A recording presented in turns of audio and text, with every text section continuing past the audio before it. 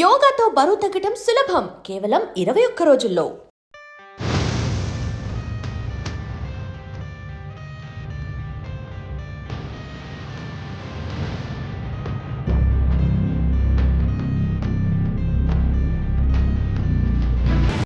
నమస్కారం, welcome to I dream. నేను మీ సంగీత. Film నగర్లోని ఒక భూ వివాదంలో దగ్గుపాటి ఫ్యామిలీ వాళ్ళకు పైన కేసు ఫైల్ అయింది. వారు కూడా కోర్టుకు వచ్చి వారి వాదనలు కూడా వినిపించడం జరిగింది. అసలు వారి పైన ఎలాంటి కేసు ఫైల్ అయ్యింది, ఎందుకని కోర్టుకు రావాల్సిన పరిస్థితులు ఏర్పడ్డాయి అనే దానిపైన మనం ఒక్కసారి చర్చించే ప్రయత్నం చేద్దాం. ఫిలిం నగర్లో ఒక ప్లేస్లో ఒక అతను హోటల్ నడుపుకుంటూ ఉన్నాడు. అది దగ్గుపాటి రానా వాళ్ళకు సంబంధించిన భూమి అన్నట్టు. దాని పక్కనే ఈ హోటల్ అనేది రన్ అవుతూ ఉంది. అయితే అది అక్రమంగా ఉంది అని చెప్పేసి వారు దాన్ని కూల్చివేశారు. కూల్చివేయడంతో అతను ఏం చేశాడు, వెంటనే అరే నేనే ఓనర్ని, నేను ఎన్నో సంవత్సరాల నుంచి ఇది రన్ చేసుకుంటూ ఉన్నాను, ఇప్పుడు వచ్చి ఇది వాళ్ళది అని చెప్పేసి నా హోటల్ని కూల్చివేశారు అని చెప్పేసి అతను కోర్టును అప్రోచ్ అవ్వడం జరిగింది. కోర్టును అప్రోచ్ అయ్యి ఒక 3 ప్రధానమైన పాయింట్స్ తోటి అతను కేసు ఫైల్ చేశారు. అదేంటంటే, నా హోటల్లోకి అక్రమంగా ప్రవేశించారు, దాంతోపాటు నాకు ఈ హోటల్ని మొత్తం కూల్చివేసి ఆస్తి నష్టం కలగజేశారు, అదేవిధంగా అది నాదైనప్పటికీ కూడా అది వారిది అని చెప్పేసి అని అక్రమంగా లాక్కోవాలన్న ప్రయత్నం చేస్తున్నారు అనే దానిపైన ఈ 3 పాయింట్స్ మీద కూడా అతను కోర్టును అప్రోచ్ అయ్యాడు. అతను పిటిషన్ని ఫైల్ చేశారు. అదేవిధంగా ఎవరైతే దగ్గుపాటి ఫ్యామిలీ ఉందో ఆ ఫ్యామిలీ వాళ్ళకు కూడా నోటీసులు వెళ్ళాయి. వాళ్ళు కూడా వారి తరపు నుంచి అడ్వకేట్ తోటి నాంపల్లి కోర్టులో రీసెంట్గానే అటెండ్ అవ్వడం జరిగింది.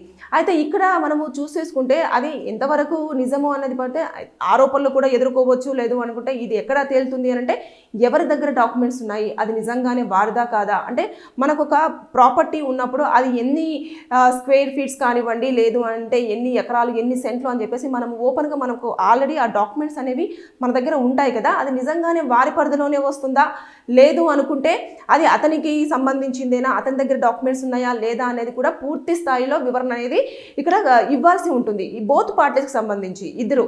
అయితే ఇప్పుడు నాంపల్లి కోర్టులో ఈ వ్యక్తితో పాటు దగ్గుపాటి రానా గారు, అదేవిధంగా వెంకటేష్ గారు, సురేష్ బాబు గారు ముగ్గురు కూడా అటెండ్ అవ్వడం జరిగింది. అటెండ్ అయ్యి వారి వాదనలు కూడా వారి అడ్వకేట్ గారు వినిపించారు. అంటే వారి దగ్గర ఉన్న ఇన్ఫర్మేషన్ అంతా కూడా చెప్పడం జరిగింది. అదేవిధంగా ఇతని ఎవరైతే హోటల్ కూల్చివేసిన తర్వాత నష్టపోయారో ఆ వ్యక్తి కూడా మొత్తం వాదనలు అనేవి వినిపించడం జరిగింది. అయితే ఇది ఇప్పుడు ప్రస్తుతానికి కోర్టు పరిధిలోనే ఉండడం జరిగింది.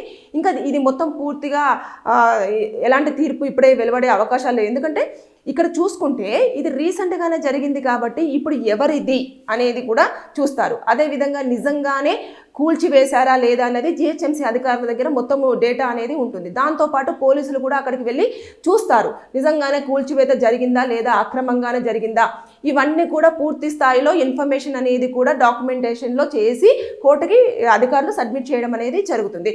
అయితే ముఖ్యంగా మనం ఇక్కడ కొన్ని సెక్షన్స్ ఇలాంటి కేసులలో అట్రాక్ట్ అయ్యే ఛాన్సెస్ ఉంటాయి. ఇందులో ఐపీసీ సెక్షన్ 420 చీటింగ్ అంటే తనది కాదు అన్నప్పటికీ కూడా ఎవరైనా ప్రాపర్టీ వారిది కాకపోతే లాక్కున్నా కూడా అది 420 చీటింగ్ కేసు కింద రావడం జరుగుతుంది. అదేవిధంగా ఇప్పుడు కొంతమంది బలవంతంగా ఆ ప్రాపర్టీలోకి ప్రవేశించడం జరుగుతారు. 427 అంటే మొత్తము అంటే దౌర్జన్యంగా లోపలికి వెళ్తూ ఉంటారు అన్నట్టు, వెళ్ళేసి ఏదో చేస్తూ ఉంటారు. ఇంకా ఆస్తి నష్టం కూడా చేశారు కాబట్టి ఇది కూడా మనకి ప్రధానంగా ఇలాంటి భూ వివాదాల కేసులలో కొన్ని సెక్షన్స్ అనేవి అట్రాక్ట్ అవ్వడం జరుగుతుంది. ఐపీసీ సెక్షన్ 420 అంటే చీటింగ్. ఇప్పుడు ఆ ప్రాపర్టీ నాది కాదు అయినా సరే నాది అని చెప్పేసి ఫైట్ చేసి వాళ్ళ దగ్గర నుంచి లాక్కోవాలి అని చెప్పేసి చూస్తాను అనుకోండి, అది చీటింగ్ కేసు కింద కన్సిడర్ చేయబడుతుంది. అదేవిధంగా ఐపీసీ సెక్షన్ 447 ఇప్పుడు ఆ ప్రాపర్టీ నాది కాదు అని తెలిసినా కూడా నేను అందులో దౌర్జన్యంగా వెళ్ళి ఇది నాదే అని చెప్పేసి నేను లాక్కోవడానికి ట్రై చేస్తాను కదండి, అది ఆ సెక్షన్ కింద అట్రాక్ట్ అవ్వడం జరుగుతుంది.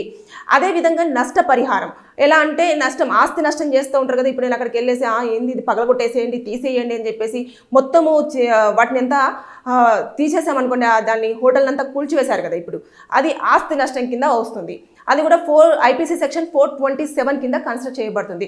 ఈ విధంగా ఇలాంటి సెక్షన్స్ అనేవి ఇలాంటి కేసులలో అట్రాక్ట్ అయ్యే ఛాన్సెస్ ఉంటాయి. అయితే ఇప్పుడు ఎలా అంటే మొత్తం అధికారులు ఇచ్చే రిపోర్ట్ చూస్తారు, అదేవిధంగా డాక్యుమెంట్స్ ఎవరి దగ్గర ఉన్నాయి అని చూస్తారు.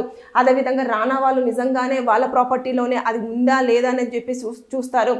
ఇదన్నింటినీ క్యాలిక్యులేషన్ చేసిన తర్వాత బోత్ పార్టీస్కి సంబంధించిన వాదనలను విన్న తర్వాత దీనిపైన మొత్తం తుది తీర్పు అనేది రావడం జరుగుతుంది. అయితే ఇది రీసెంట్గానే జరిగింది, కోర్టులోకి మొన్ననే రీసెంట్గానే బెంచ్ మీదకి రావడం జరిగింది. కాబట్టి ఇది చాలా హాట్ టాపిక్గా మారింది. అంటే ఈ మధ్య కాలంలో సెలబ్రిటీస్ ఎక్కువగా కోర్టు కేసులలో పాపము అది నిజమై ఉండొచ్చు, అబద్ధమై ఉండొచ్చు, కానీ వివాదాల్లో మాత్రం చాలా చిక్కుకుంటున్నారు, కోర్టుల చుట్టూ తిరుగుతూ ఉన్నారు. అంటే సోషల్ మీడియా కూడా ఎక్కువగా మార్కెట్లో ఉంది కాబట్టి చిన్న ఇష్యూ జరగగానే వాళ్ళు సెలబ్రిటీస్ కాబట్టి పెద్దగా దాని తొందరగా స్పీడ్గా పాస్ అవ్వడం జరుగుతుంది. అయితే ఇప్పుడు దగ్గుపాటి రానా వాళ్ళ ఫ్యామిలీ మీద కూడా ఇలాంటి ఆరోపణలు గత 2 రోజుల నుంచి సోషల్ మీడియాలో చాలా గట్టిగా హల్చల్ చేస్తూ ఉన్నాయి. అంటే నిజంగానే ఏం జరిగింది, వాళ్ళు నిజంగానే ఆక్రమించారా, నిజంగానే లాక్కున్నారా అని చెప్పేసి. కానీ ఇది మనం డిసైడ్ చేయాల్సింది కాదు, కోర్టు డిసైడ్ చేసింది. ఎందుకంటే కోర్టు పరిధిలోకి వెళ్ళిపోయింది కేసు.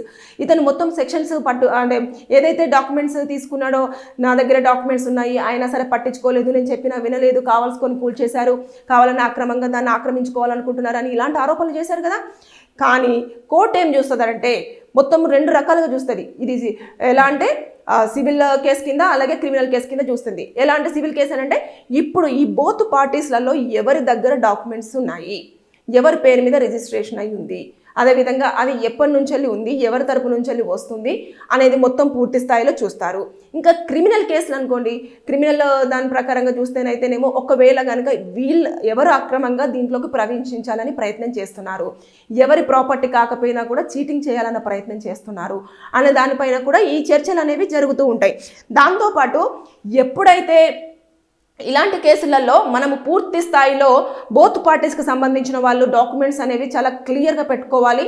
క్లియర్గా డాక్యుమెంట్స్ లేకపోతే మాత్రం కంపల్సరిగా మనము కోర్టు ఎప్పుడు కూడా సాక్ష్యాలనే పరిగణలోకి తీసుకోవడం జరుగుతుంది. అంత తప్పించి మీరు చెప్పే మాటలో లేకపోతే ఎమోషనో కన్నీలో అసలు క్యాలిక్యులేషన్ చేయదు. అసలు నిజంగానే వారి ప్రాపర్టీలోనే ఇతను ఇల్లీగల్గా కట్టుకున్నాడా, లేదు అనుకుంటే నిజంగానే వాళ్ళ ప్రాపర్టీ కాకపోయినా కూడా ఇది అడ్డుగా ఉంది అని చెప్పేసి తీసేశారా, ఇవన్నీ కూడా వాదనలు బోత్ పార్టీస్ నుంచి కూడా కొన్ని రోజుల పాటు కంటిన్యూ అవుతాయి. ఎందుకంటే క్లారిఫికేషన్ రావాలి. ఇప్పుడు ఒకరేమో నాది అంటున్నారు, ఒకరు అసలు మా దాంట్లో అక్రమంగా ఉంది అని చెప్పేసి వాళ్ళు అంటున్నారు. సో ఈ బోత్ పార్టీస్కి సంబంధించిన వాళ్ళలో ఎవరు నిజం చెప్తున్నారు, ఎవరు అబద్ధం చెప్తున్నారు అనేది మనం ప్రొడ్యూస్ చేసే ఎవిడెన్సెస్లోనే మొత్తం విషయం అంతా కూడా ఉంటుంది. కాబట్టి ఇదంతా కూడా ఈ మధ్య కాలంలో ఎక్కువగా ఇలాంటివన్నీ జరుగుతున్నాయి. భూవాదాల్లో కానివ్వండి, తర్వాత చిన్న చిన్న వాటిలలో కానివ్వండి, సెలబ్రిటీస్ ఎక్కువగా ఫేస్ చేస్తున్నారు. అంటే చాలామంది చాలా ఆరోపణలు ఎదుర్కొంటున్నారు. అది కోర్టు దగ్గరికి వెళ్ళిన తర్వాత కొన్ని ఫేక్ అని తెలుస్తున్నాయి, కొన్ని వాళ్ళు చూపించిన డాక్యుమెంటేషన్లో క్లియర్ కట్గా ఉంటుంది.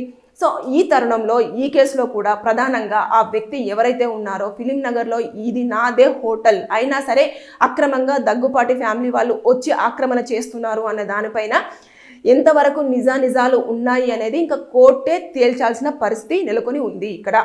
ఎందుకంటే వారు కూడా ఎలాంటి తప్పు లేదు కాబట్టి కోర్టుకు వెళ్ళారు. వారి తరపు నుంచి కూడా ఏదైతే దగ్గుపాటి ఫ్యామిలీకి సంబంధించిన వారు రానా గారు కానివ్వండి, వెంకటేష్ గారు కానివ్వండి, సురేష్ బాబు గారు కానివ్వండి వెళ్ళారు. వారి వాదనలు కూడా క్లియర్గా వినిపించారు.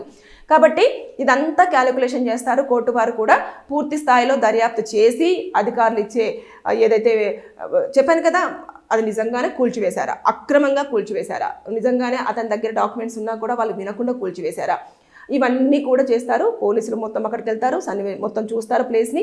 దాంతోపాటు జిహెచ్ఎంసీ అధికారుల లిస్టులో కూడా ఉంటుంది ఇది కూల్చివేశారా లేదా అని చెప్పేసి అనేది. ఇదన్నింటినీ మొత్తం తీసుకున్న తర్వాత పేపర్గా రికార్డ్గా తీసుకున్న తర్వాతనే కోర్టు అనేది దాన్ని మొత్తం పూర్తి స్థాయిలో విచారణ జరిగిన తర్వాత తుది తీర్పు అనేది వెలువరచడం అనేది జరుగుతుంది. ఇంక కొన్ని రోజులు కంటిన్యూ అవుతుంది. ఏ కేసు అయినా సరే ఇమీడియట్గా స్పాంటేనియస్గా మనకు రిజల్ట్ అనేది రాదు. ఎందుకంటే ఎవరికి కూడా అన్యాయం జరగద్దు అనేది కోర్టు బాగా ఉద్దేశించి నిర్ణయాలు తీసుకుంటుంది. కాబట్టి కొంచెం అయితే ప్రొలాంగ్ అయితే కావడం జరుగుతుంది. కానీ ఇది ఎంతవరకు నిజం ఎంతవరకు అబద్ధం అనేది మాత్రం మనం డిసైడ్ అవ్వడానికి మనకు ఎలాంటి రైట్స్ లేవు. అదేవిధంగా ఈ కేసులో ఇలాంటి శిక్షలు పడతాయి అని కూడా మనం చెప్పలేం. ఎందుకంటే కోర్టులో ఉంది కేసు. కోర్టులో ఉన్నప్పుడు మనం ముందుగానే జడ్జిమెంట్ని అనౌన్స్ చేయడానికి మనకు ఎలాంటి రైట్స్ ఉండవు. కాకపోతే సెక్షన్స్ ఎలాంటివి అట్రాక్ట్ అవుతాయి, దానివల్ల ఎలాంటివి ఉంటాయి, మనం డాక్యుమెంట్స్ ఎలాంటి సబ్మిట్ చేయాలి అనేది మాత్రం మనం చెప్పుకోవడానికి ఉంటుంది. కానీ శిక్షలు ఇలా ఉంటుంది, వాళ్ళు ఇన్ని సంవత్సరాల పాటు జైలుకి వెళ్తారు అనేది మాత్రం ఈ కేసులో మనం పూర్తి స్థాయిలో చెప్పడానికి ఎలాంటి ఎలిజిబిలిటీ మనకు లేదు. ఎందుకంటే అది కోర్టే డిసైడ్ చేయాలి. ఇంకా ఎవరైతే జడ్జెస్ ఉంటారో వారు మొత్తం పూర్తి ఇరు వర్గాల వాదనలు విన్న తర్వాతనే డాక్యుమెంట్స్ చూసిన తర్వాతనే ఎవరిది అని చెప్పేసి వాళ్ళు డిసైడ్ చేయడానికి ఉంటుంది. సో ఈ వీడియో చూస్తున్న వారికి ఎవరికైనా లీగల్గా డౌట్స్ ఉంటే మీ ప్రాబ్లమ్ని కింద కామెంట్ రూపంలో తెలియజేయండి. దానికి సంబంధించిన వీడియో నేను పూర్తి స్థాయిలో చేసి మీకు ఇన్ఫర్మేషన్ ఇవ్వడానికి ప్రయత్నం చేస్తాను. Thank you. And for more videos, Please subscribe to iDream. Please subscribe to iDream. Please subscribe iDream. And please subscribe to iDream. For more videos, subscribe to iDream. please like, share and subscribe to the channel. Congratulations, iDream. Subscribe to iDream. Subscribe to iDream. So subscribe to iDream Media. iDream ki iDream team andarki huge congratulations. Please subscribe iDream Media. Please subscribe to iDream. Subscribe iDream. Please subscribe to iDream. iDream అంటే నా కళల ఛానల్ను subscribe చేసుకున్న నోరు తిరుగుతలేదు, మీరైతే గంట గుర్తు కొట్టండి. For more such videos, please subscribe to iDream. Subscribe to iDream. Please subscribe to iDream. Please subscribe iDream Media. Please do subscribe to iDream. Please subscribe to iDream Media. For best entertainment and information, please subscribe iDream. And don't forget to subscribe to iDream.